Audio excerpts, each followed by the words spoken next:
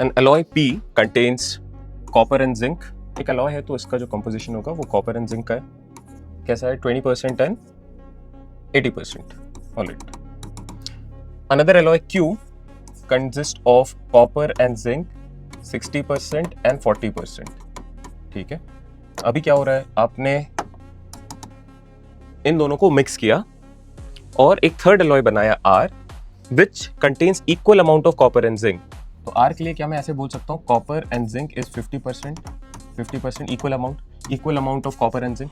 In what ratio the amount of P and Q be mixed? P और Q को किस amount में mix करोगे कि R 1:1 के रेशियो में फॉर्म हो जाए? वही बोला जा रहा है.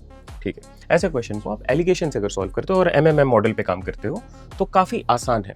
अब एमएमएम मॉडल में क्या करना है, आप किसी भी एक को कंसिडर कर लो और उसी पे काम करो. जैसे आपने कॉपर को पिक किया तो will only work on copper now, for P, for Q and for are.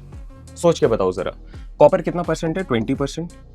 Copper कितना है क्यू पे? 60%. आर पे कितना है? 50%. नाउ आपको पता है एलिगेशन कैसे काम करता है.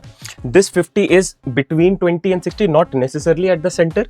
अब ये 50 माइनस 20 करोगे तो क्या रिजल्ट आएगा? 50 minus 20 is 30 and 60 minus 20 is 10. तो ये रेशियो क्या बनेगा? 1:3. That is our answer. Clear है? अब इस तरीके से आपको नहीं सॉल्व करना है, आप जिंक पे काम कर लो. पी क्यू, और ये मैंने कॉपर पे काम किया था. अब मैं बोल रहा हूँ लेट्स टेक ओनली जिंक. तो 80%, then we have zinc here 40% और आर पे कितने होने चाहिए? 50%. सेम कॉन्सेप्ट यूज करते हैं. 80 minus 50 is 30%. 50 minus 40 is basically 10%. The ratio is again 1:3. Same answer. Option A is our correct fit. Question based on the concept of alligation and mixtures. इसके basis पे आप solve कर